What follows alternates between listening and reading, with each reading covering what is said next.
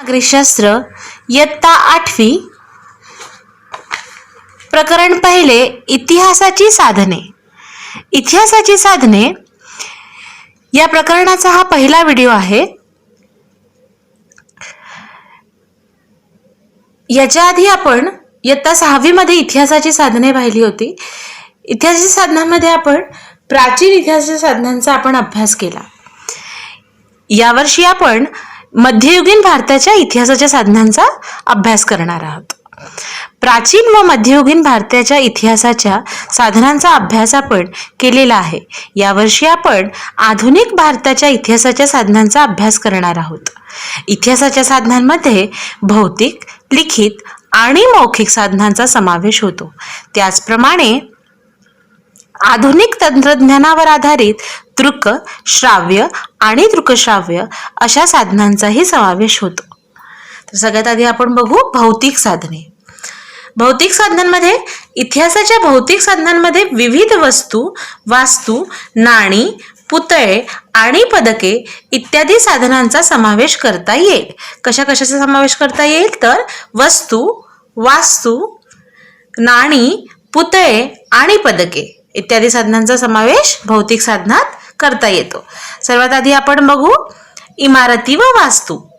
आधुनिक भारताच्या इतिहासातील कालखंड हा युरोपीय, विशेषतः ब्रिटिश सत्ताधीश आणि संस्थानिकांच्या राज्यकारभाराचा काळ मानला जातो. या काळात विविध इमारती, पूल, रस्ते, पाणपोया, कारंजे यांसारख्या वास्तू बांधल्या गेल्या. या इमारतींमध्ये प्रशासकीय कचेऱ्या, अधिकाऱ्यांची तसेच नेत्यांची व क्रांतिकारकांची निवासस्थाने, स्थानिकांचे राजवाडे, किल्ले, तुरुंग यांसारख्या इमारतींचा समावेश होतो. या वास्तूंपैकी अनेक इमारती आज सुस्थितीत पाहावयास मिळतात. काही वास्तू या राष्ट्रीय स्मारके म्हणून घोषित केलेल्या आहेत, तर काही इमारतींमध्ये संग्रहालय उभारण्यात आली आहे. उदाहरणार्थ अंदमान येथील सेल्युलर जेल. आता जे ब्रिटिश काळात त्यांनी बांधलेल्या वास्तू आहे, ब्रिटिश काळात बांधलेल्या वास्तूंचा आजच्या काळात त्याचं महत्त्व काय आहे तर ऐतिहासिक काळात म्हणजे आजपासनं 30 वर्ष मागे, 40 वर्ष मागे किंवा 100 वर्ष मागे बांधलेल्या वास्तू ज्या आहे आज आपण बघतो तर काही इमारती आहेत तर सरकारी कार्यालय आपण ज्याला म्हणतो त्याच्यात रूपांतर झाले आहे. काही जे आहेत ते म्युझियम म्हणजे ज्याला आपण म्हणू संग्रहालय असं झाले आहे. तर आपण एक उदाहरण इथे दिलेलं आहे त्यांनी, अंदमान येथील सेल्युलर जेल. हे काय ऐतिहासिक, इथे सावरकर राहिले होते, अनेक नेते तिथे होते आणि आज ते काय आहे ऐतिहासिक वास्तू आहे. या वास्तूंना भेटी दिल्यानंतर आपणास तत्कालीन इतिहास, स्थापत्यशास्त्र, वास्तूंच्या स्वरूपावरून त्यावेळची आर्थिक संपन्नता याविषयी माहिती मिळते. जसे अंदमान येथील सेल्युलर जेलला भेट दिल्यावर स्वातंत्र्यवीर सावरकर यांच्या क्रांतिकार्याविषयी, मुंबईतील मणिभवनाला किंवा वर्धा येथील सेवाग्राम आश्रमास भेट दिल्यावर गांधी युगाच्या इतिहासाविषयी माहिती मिळते. जसं मी म्हटलं की सेल्युलर जेल म्हटल्यावर आपल्याला वीर सावरकरांची आठवण येते. त्यांचं त्यावेळेचं कार्य आपल्याला तिथून दिसून येतं. त्याच प्रकारे विदर्भात वर्धा जिल्ह्यात सेवाग्राम म्हणून आहे बापू आश्रम. तिथे गेल्यावर तिथे बापू राहिले होते आणि काही जे कन्स्ट्रक्शन्स असतात, काही जे बांधकाम असतात ते पक्के असतात, पण काही जे असतात ते कच्चे बांधकाम असतात म्हणजे झोपडी टाईप वगैरे असे. पण आताही ते ऐतिहासिक वस्तू आताही तसेच आहे जसे आधी होते. आणि त्यांना काय जे गव्हर्नमेंट आहे मग ते काही वर्षानंतर ते गव्हर्नमेंटकडे चार्ज येतो त्या गोष्टींचा. तर ते ऐतिहासिक असल्यामुळे काही वास्तूंना संग्रहालय, काही वास्तूंना सरकारी कार्यालय अशा ह्याच्यात रूपांतर झालेले आपल्याला दिसते.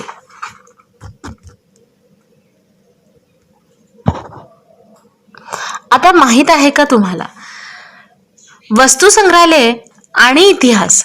इतिहासाच्या अभ्यासासाठी वस्तू संग्रहालयांमधून विविध वस्तू, चित्रे, छायाचित्रे यांसारख्या विविध गोष्टींचे जतन केलेले असते. पुण्यातील आगा खान पॅलेस येथील गांधी स्मारक संग्रहालयात आपणास महात्मा गांधींच्या वापरातील अनेक वस्तू, कागदपत्रे पाहावयास मिळतात. तर आता हे जे दिसतं हे काय आहे? आगा खान पॅलेस आहे, पुण्यामध्ये आहे हे. तर यामध्ये हे वस्तू संग्रहालय आहे. गांधीजींच्या पूर्ण वस्तू ज्या आहेत या संग्रहालयात ठेवलेल्या आहेत. ठीक आहे, तुम्ही गुगलवर सर्च केले तर तुम्हाला कदाचित आतल्याही गोष्टी, किंवा तुम्ही पुण्यात केले तुम्ही प्रत्यक्षात हे बघू पण शकता. पुढे पुतळे आणि स्मारक. स्वातंत्र्यपूर्व व स्वातंत्र्योत्तर काळात अनेक व्यक्तींची स्मारके पुतळ्यांच्या रूपात उभारली गेली. हे पुतळे देखील आधुनिक भारताच्या इतिहासाच्या अभ्यासाच्या दृष्टीने महत्त्वाचे आहेत. विविध पुतळ्यांवरून आपणास त्या काळातील राज्यकर्ते, समाजातील प्रतिष्ठित व्यक्ती यांच्याविषयी माहिती मिळते. पुतळ्यांच्या दर्शनी पाटीवर संबंधित व्यक्तीचे पूर्ण नाव, जन्म मृत्यूची नोंद, या व्यक्तीचे थोडक्यात कार्य, जीवनपट यांविषयीची माहिती मिळते. महात्मा ज्योतिराव फुले, लोकमान्य टिळक, डॉक्टर बाबासाहेब आंबेडकर यांच्या पुतळ्यांप्रमाणे विविध घटनांच्या स्मृतिप्रित्यर्थ उभारलेली स्मारके सुद्धा संबंधित घटनाकाळ, त्या घटनेशी निगडीत व्यक्ती इत्यादी माहिती देतात. उदाहरणार्थ विविध ठिकाणांची हुतात्मा स्मारके. आता आपण स्मारके वगैरे आता आपण बघतो प्रत्येकाच्या शहरात वगैरे आपल्याला स्मारकांखाली त्यांची बर्थ डेट म्हणजे त्यांची जन्मदिनांक, त्यांचा मृत्यू कधी झाला, हे सगळं डिटेल आणि त्यांनी काय कार्य केलं होतं हे लिहिलेलं असतं. आणि त्या काळातली आता जितकी जुनी स्मारके आपण बघू तेव्हाची जी स्मारके आहेत तितकी जुनी असतात. जसं आत्ताच्या काळात बांधल्या गेलेली असतील तर अब्दुल कलाम असेल किंवा अटल बिहारी वाजपेयी असतील, असे नेत्यांचे आत्ता रिसेंटली जे आपण बघू त्यांची स्मारके बांधल्या. पण जुने जे स्मारके आहेत म्हणजे महात्मा गांधी आहे, करून पहा. तुमच्या नजीकच्या परिसरात असणारी स्मारके आणि पुतळे यांविषयी माहिती मिळवा. त्यावरून तुम्हाला त्या घटनेची अथवा व्यक्तीविषयी कोणती माहिती मिळते याची नोंद करा. आता तुमच्या घराजवळ किंवा तुमच्या घराच्या आसपास कुठे चौकात वगैरे तुम्हाला एखादा पुतळा दिसला, तुम्ही जवळ जाऊन बघा तो पुतळा कोणाचा आहे. मग त्याच्या खाली लिहिलेली नोंद तुम्ही वहीत करा आणि मग तुम्ही असं करून बघा. म्हणजे काय होईल याच्यामध्ये, तुम्हाला एक तर तुम्हाला नॉलेज मिळेल त्या गोष्टीचं की तो पुतळा कोणाचा आहे. मग ते जे नेते असतील किंवा ते समाजसुधारक असतील तर ते कुठल्या काळाचे होते, त्यांनी काय केलं, आणि तुम्हाला एकदा नाव माहीत झाल्यावर तुम्हाला त्याची उत्सुकता वाढेल की अरे आपण गुगलवर सर्च करून बघितलं पाहिजे आणि कुठलं कार्य केलं होतं, काय महत्त्वाचं कार्य आहे. ठीक आहे, तर हे करून बघा, मध्ये तुम्ही नक्की करून बघा. आणि तुमच्या घरापासनं जवळ अंतरावरच एक ना एक पुतळा तुम्हाला दिसेलच. चौकात जाऊन बघाल तर दिसेलच. तर त्याची तुम्ही संपूर्ण माहिती मिळवा, करून बघा. नंतर आहे लिखित साधने. आधुनिक भारताच्या इतिहासाच्या लिखित साधनांमध्ये खालील बाबींचा समावेश होतो. आता हे बघा, लिखित साधने दिल्या यांनी, हा तक्ता दिला आहे. लिखित साधनांमध्ये पत्रव्यवहार, परदेशी व्यक्तींच्या नोंदी, वृत्तपत्रे आणि चरित्रे. खाली बघा, नियतकालिके, फॅक्टरी रेकॉर्ड्स, आत्मचरित्रे आणि पुस्तके.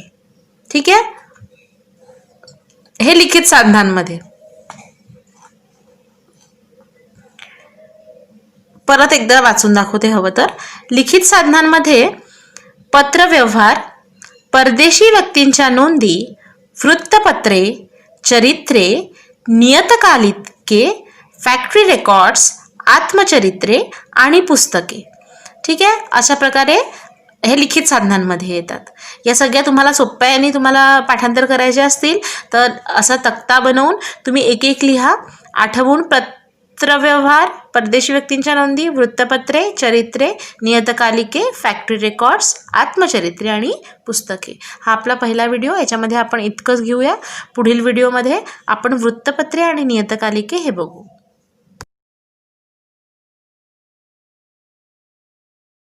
शास्त्र इयत्ता 8वी, प्रकरण पहिले, इतिहासाची साधने. इतिहासाची साधने या प्रकरणाचा हा दुसरा व्हिडिओ आहे. यापूर्वी आपण पहिल्या व्हिडिओमध्ये पान क्रमांक 1 हे पूर्ण आणि दुसऱ्या पानावरचं करून बघा लिखित साधनांपर्यंत पाहिलं होतं. तर लिखित साधनांपर्यंत आपण हा तक्ता पूर्ण समजून घेतला होता. या व्हिडिओमध्ये आपण वृत्तपत्रे व नियतकालिके इथपासनं बघणार आहोत. वृत्तपत्रांमधून आपणास समकालीन घटनांविषयी माहिती मिळते. त्याचबरोबर एखाद्या घटनेचे सखोल विश्लेषण, मान्यवरांची मतमतांतरे, अग्रलेख प्रसिद्ध होत असतात.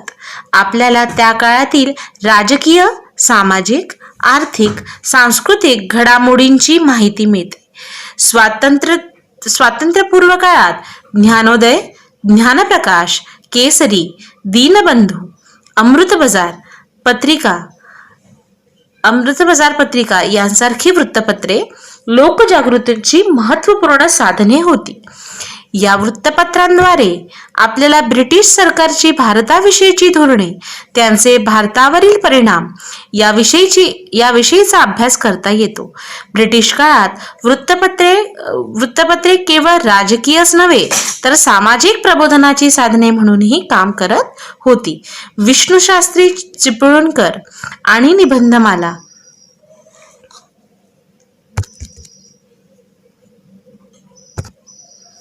मासिकातून लोकहितवादी उर्फ गोपाळ हरी देशमुख यांनी प्रभाकर या साप्ताहिकातून लिहिलेले शतपत्रे यातून विविध सामाजिक व सांस्कृतिक विषयांवर भाष्य केले आहे. आता वृत्तपत्रे आपण बघतो समकालीन ज्या घटना घडतात, समकालीन ज्या आपल्या आजच्या भाषेत आपण म्हणू तर न्यूज ज्या असतात त्या आपण रोज वृत्तपत्रात वाचतो. तर मध्ययुगीन काळाचा आपण इतिहास अभ्यासतो आहे. तर त्या काळातली जी वृत्तपत्रे, म्हणजे आपण मध्ययुगीन काळाचा विचार केला, मध्ययुगीन इतिहासाच्या लिखित साधनांचा विचार केला वृत्तपत्रांचा, तर त्यामध्ये ही जी आहे इथे जे दिसतं आहे ज्ञानोदय, ज्ञानप्रकाश, केसरी, दीनबंधू, अमृत बाजार पत्रिका यांसारखी वृत्तपत्रे तेव्हा महत्त्वपूर्ण साधने होती. तिथून लोकांना कळायचं कुठल्या गोष्टी घडतायत. ठीक आहे, आता चला जाणून घेऊया.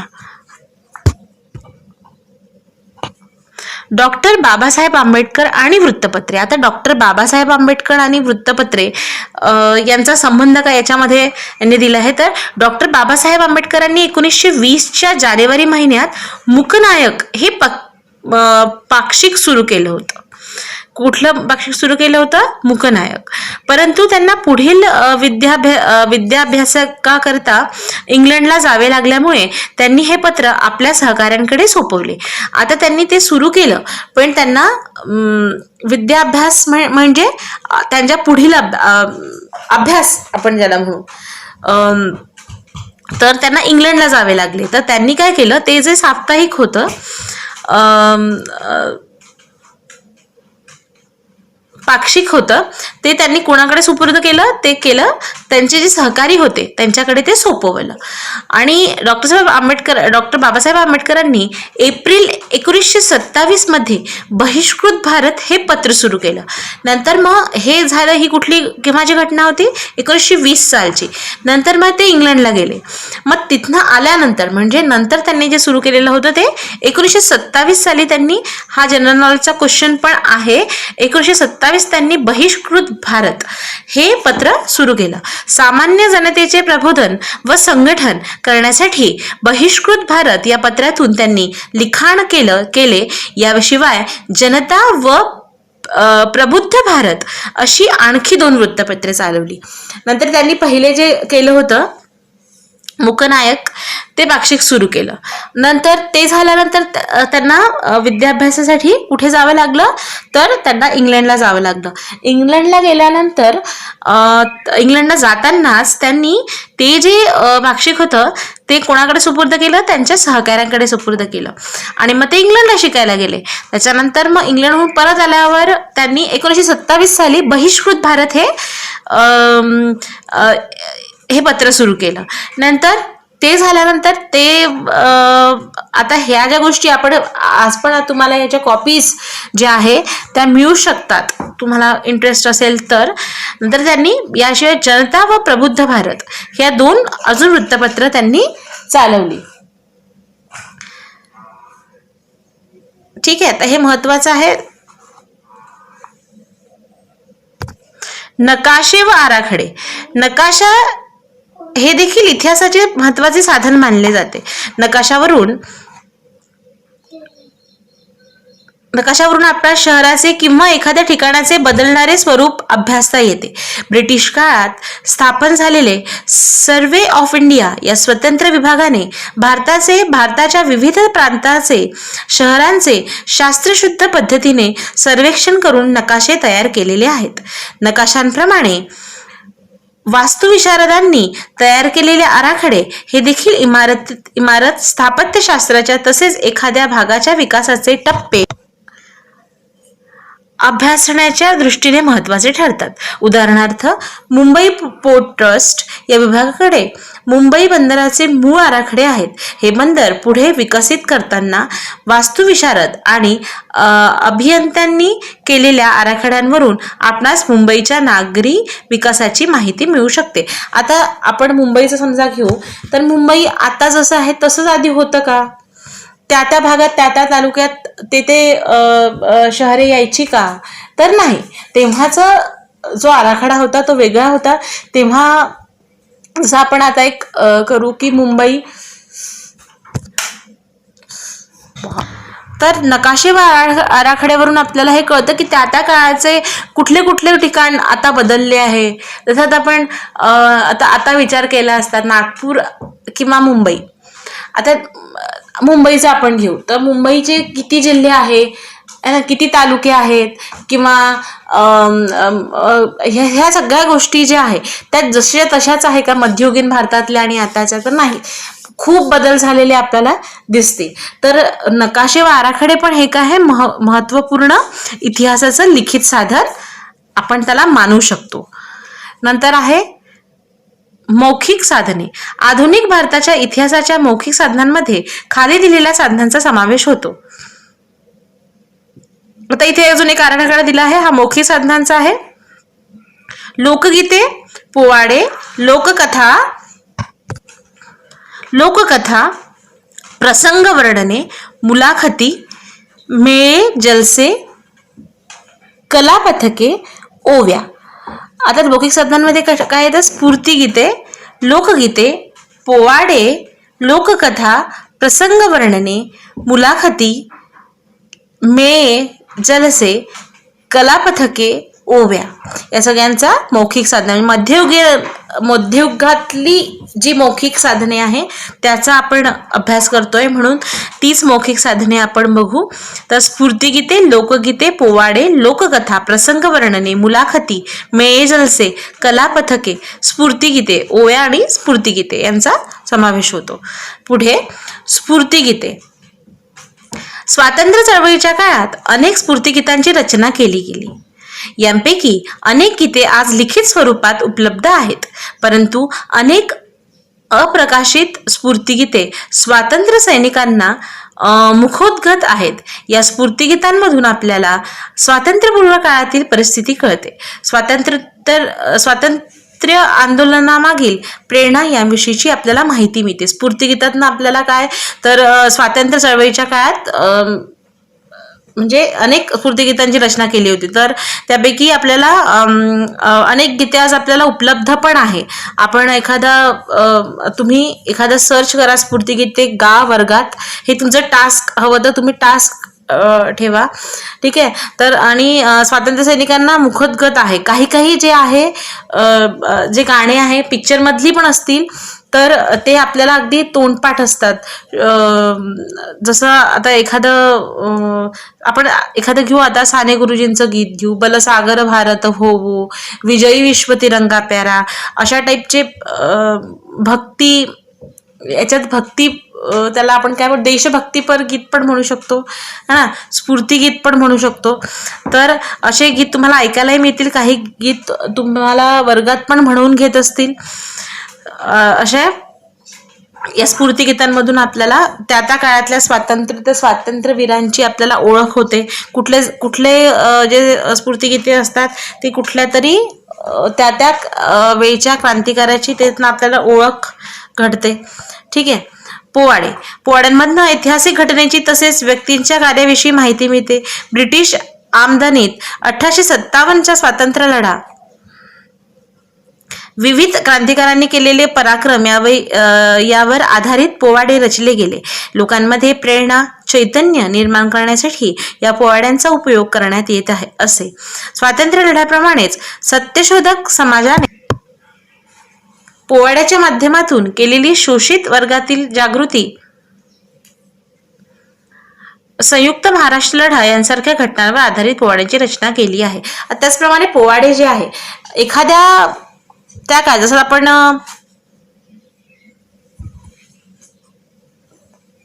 राणी लक्ष्मीबाई असेल किंवा 1857च्या स्वातंत्र्य लढा असेल, मग त्या क्रांतिकारांनी केलेले पराक्रम असतील, किंवा आता आपण त्यांची आठवण करू तर त्या पोवाड्यामार्फत आपल्याला त्या त्या काळची माहिती मिळते. पोवाड्या आणि जसं आपण आधी पण बघितलं आहे, समजा असेल शिवाजी महाराजांच्या वेळेस शिवाजी महाराजांवर पोवाडे होती, नंतर तानाजी मालुसरे, असे अनेक लोकांवर पोवाडे लिहिले गेले आहेत. आजही पोवाडे सांस्कृतिक कार्यक्रमात वगैरे तुमच्या गॅदरिंगमध्ये, म्हणजे शाळेच्या सांस्कृतिक प्रोग्राममध्ये तुम्ही ते प्रेझेंट करता, बरोबर, त्याचं प्रदर्शन करून बघा. भारतीय स्वातंत्र्य आंदोलनाच्या काळाशी संबंधित स्फूर्तिगीतांचा व पोवाड्यांचा संग्रह करा व त्याचे सादरीकरण करा. ठीक आहे. आपण इथपर्यंतच बघू. पुढच्या व्हिडिओमध्ये आपण दृकश्राव्य आणि दृकश्राव्य साधने याचा अभ्यास करू.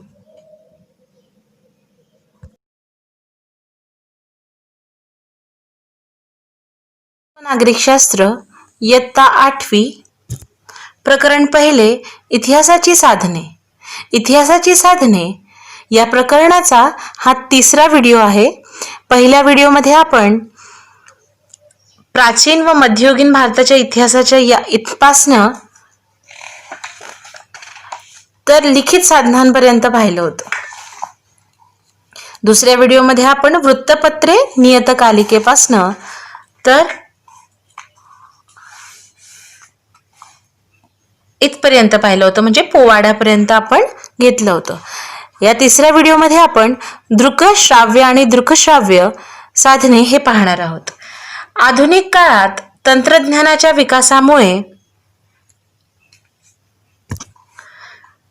विकासामुळे छायाचित्रण, ध्वनिमुद्रण, चित्रपट इत्यादी कलांचा विकास झाला.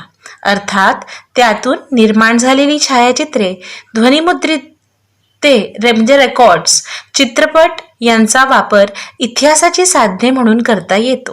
आता दृकश्राव्य साधने म्हणजे आपण एकाने म्हणायचं झालं तर टेलिव्हिजन, म्हणजे आपल्याला ऐकायला पण येतं आणि आपण बघूही शकतो. रेडिओ म्हटलं तर ते फक्त श्राव्य, आपल्याला फक्त ऐकता येतं, बरोबर. या माध्यमांनी आपल्याला आजच्या काळात आपण समजा बघतोय तर आपल्याला दूरच्या गोष्टी अगदी क्षणात आपल्याला दृकश्राव्य माध्यमातनं, म्हणजे चित्रपट मार्फत किंवा न्यूज आपण बघतो, हा ना, बातम्या या मार्फत आपल्याला मिळतात.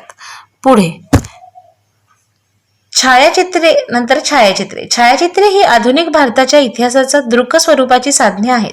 छायाचित्रण कलेचा शोध लागल्यानंतर विविध व्यक्ती, घटना, त्याचप्रमाणे वस्तू व वास्तू यांची छायाचित्रे काढण्यात येऊ लागली. या छायाचित्रांमधून आपणास व्यक्ती तसेच प्रसंग जसे होते किंवा घडले त्याची दृश्य स्वरूपात माहिती मिळते. आता छायाचित्रामार्फत आपल्याला कितीही जुना फोटो असला तरी त्या काळाचा, म्हणजे आता आपण आजोबांच्या काळातला समजा फोटो पाहिला तर ब्लॅक अँड व्हाईटमध्ये यायचे. तेच काही काळा पहिले पाहिले तर थोडे कलर्स यायचे, पण इतके क्लिअरिटी नव्हती. पण आजच्या काळातले आपण फोटोज पाहिले तर काय एकदम क्लिअर फोटो आपल्याला बघायला मिळतात. त्याची दृश्य स्वरूपात माहिती मिळते. मध्ययुगीन काळातील व्यक्ती कशा दिसत होत्या किंवा घटना कशा घडल्या याची चित्रे उपलब्ध आहेत. परंतु सदर चित्रे किती विश्वसनीय आहेत त्याबाबत प्रश्न उपस्थित केले जातात. त्या तुलनेत छायाचित्रे ही अधिक विश्वसनीय मानली जातात. व्यक्तींच्या छायाचित्रावरून ती व्यक्ती कशी दिसत होती, तिचा पेहराव कसा होता याविषयी माहिती मिळते. प्रसंगाच्या छायाचित्रांमधून संबंधित प्रसंग नजरेसमोर उभा राहतो व वास्तू किंवा वस्तूच्या छायाचित्रांमधून त्यांचे स्वरूप लक्षात येते. जसं आपण एखादा आपल्या आजीचा फोटो पाहिला तर सगळे नऊवारी घातलेले वगैरे, तुम्हाला त्या काळात कसे त्याचे पहिनावे होते किंवा कसे ते दिसायचे, जसं आपल्या पूर्वजांना आपण बघितलं नाही, पण आपण एखादा फोटो पाहिला तर आपण त्यावरून अनुमान लावू शकतो की हे आपले पूर्वज होते, कोणासारखे दिसत होते. किंवा एखादी वास्तूचा आपण फोटो पाहिला तर त्या काळाचे बंगले किंवा त्या काळाचे जे घरं होते ते कशा पद्धतीचे होते, आपण छायाचित्रामार्फत या सगळ्या गोष्टी ठरवू शकतो. ध्वनिमुद्रिते म्हणजे रेकॉर्ड्स. छायाचित्रण कलेप्रमाणे ध्वनिमुद्रण तंत्राचा शोधही महत्त्वाचा आहे. ध्वनिमुद्रिते किंवा रेकॉर्ड्स ही इतिहासाची श्राव्य स्वरूपाची साधने आहेत. आधुनिक काळात नेत्यांनी किंवा महत्त्वाच्या व्यक्तींनी केलेली भाषणे, गीते ध्वनिमुद्रित स्वरूपात उपलब्ध आहेत. त्याचा वापर इतिहासाची साधने म्हणून केला जाऊ शकतो. उदाहरणार्थ, स्वतः रवींद्रनाथ टागोरांनी गायलेले जन गण मन हे राष्ट्रगीत किंवा सुभाषचंद्र बोस यांचे भाषण यांचा वापर आधुनिक भारताच्या इतिहासाच्या अभ्यासात श्राव्य साधने म्हणून करता येतो. तर छायाचित्रण कलेप्रमाणे काय ध्वनिमुद्रण जे आहे याचा शोधही अत्यंत महत्त्वाचा होता. तर ध्वनिमुद्रण म्हणजे रेकॉर्ड्स. तर ही श्राव्य स्वरूपाची साधने म्हणजे आपण ऐकू शकतो फक्त, ठीक आहे. आपल्याला ते व्हिज्युअल दिसत नाही, आपल्याला ते दिसू शकत नाही, पण आपण ऐकू शकतो. आणि त्या वेळेस समजा इतिहासात आपण कोणाची भाषणे वगैरे हे सगळे रेकॉर्डिंग असेल तर आज पण आपण त्यांचे आवाज त्या ध्वनी म्हणजे रेकॉर्डिंगच्या साह्याने आपण त्यांचा आवाज कसा होता हे सगळं ऐकू शकतो. तर जसं नेत्यांनी केलेली भाषणे असू दे किंवा गीत असू दे, कुठल्या गायकांनी गायलेले गीत, तर रेकॉर्डिंग जसं आपण पिक्चरचे गाणे बघतो, तर जेव्हापासनं पिक्चर्सचे गाणे आले किंवा भक्तिगीते हे अनेक जुने पण आपल्याला ऐकायला मिळतात. का तर त्याचं रेकॉर्डिंग्स आहे. जसं उदाहरणार्थ यांनी दिलं आहे रवींद्रनाथ टागोरांनी गायलेले जनगणमन असेल किंवा मग सुभाषचंद्र बोसांचे भाषण असेल, तर हे आपल्याला हे रेकॉर्डिंग्स असल्यामुळे आपल्याला आत्ता पण त्यांचा आवाज कसा होता, कसे ते बोलायचे हे आपल्याला बघायला मिळतं. चित्रपट हा आधुनिक तंत्रज्ञानाचा एक आगळा आविष्कार मानला जातो. 20व्या शतकात चित्रपट तंत्रज्ञानात मोठ्या प्रमाणात प्रगती झाली. दादासाहेब फाळकेंनी इसवी सन 1913 भारतीय चित्रपटसृष्टीची मुहूर्तमेढ रोवली. भारतीय स्वातंत्र्य लढ्यातील दांडी यात्रा, मिठाचा सत्याग्रह, चले जाव आंदोलन यांसारख्या ऐतिहासिक प्रसंगाच्या ध्वनी चित्रफिती उपलब्ध आहेत. या चित्रफितींमुळे घडलेली घटना आपल्याला जशीच्या तशी पाहायला मिळते. जसं चित्रपटाच्या साह्याने आपल्याला, जसं दादासाहेब फाळकेंनी इसवी सन 1913 साली, हे महत्त्वाचं आहे, दादासाहेब फाळकेंनी 1913 साली भारतीय चित्रपटसृष्टीची मुहूर्तमेढ रोवली. हे जनरल नॉलेजचा हा प्रश्न आहे. 1913 साली कोणी आपल्या मराठी माणसांनी, दादासाहेब फाळके यांनी भारतीय चित्रपटसृष्टीची मुहूर्तमेढ रोवली. भारतीय स्वातंत्र्य लढ्यातील दांडी यात्रा, मिठाचा सत्याग्रह, चले जाव आंदोलन, म्हणजे हे आज पण आपण समजा गांधीजीच्यावर एखादी चित्रफिती बनवली तर तेव्हाचा काळ कसा असेल, किती संघर्ष त्यांचे होते हे आपल्याला त्याच्या मार्फत कळतात आणि इझिली आपल्याला ते कळतं. इझिली म्हणजे आपण एखादं पुस्तक वगैरे वाचलं तर प्रत्येकांना त्याची आवड नसते किंवा प्रत्येकांना ते कळत नाही, पण चित्रपट अशी गोष्ट आहे की तुम्हाला तेवढ्या 1-2 ते 3 तासात तुम्हाला संपूर्ण तो इतिहास काय होता हे सगळं कळतं. प्राचीन आणि मध्ययुगीन काळाच्या तुलनेत आधुनिक भारताच्या इतिहासाचा अभ्यास करण्यासाठी विपुल प्रमाणात आणि विविध प्रकारची साधने उपलब्ध आहे. या कालखंडातील भौतिक साधने बऱ्याच प्रमाणात सुस्थितीत आहेत. अभिलेखागारात जतन करून ठेवलेली अनेक लिखित साधनेही उपलब्ध आहेत. लिखित साधनांचा वापर करताना मात्र ते कोणत्या विचारांनी प्रेरित आहेत, एखाद्या घटनेकडे पाहण्याचा साधनकर्त्याचा दृष्टिकोन काय आहे ते तपासून घ्यावे लागते. अशा साधनांचे जतन करणे आवश्यक आहे. ऐतिहासिक साधनांचे जतन केल्यामुळे इतिहासाचा हा समृद्ध वारसा आपल्या भावी पिढ्यांकडे सोपवता येईल. जसं आता हे चित्रफिती या सगळ्या आहेत, तर हे जे आणि लिहिलेलं आहे, म्हणजे गांधीजींनी लिहिलेल्या काही गोष्टी असतील किंवा अनेक नेत्यांनी किंवा लोकमान्य टिळकांनी लिहिलेले, तर हे आपलं अभिलेखागार जे मोठं आहे, दिल्लीमध्ये आपण मोठं संग्रहालय आहे, या सगळ्या गोष्टी तिथे संग्रहित करून ठेवलेल्या आहे.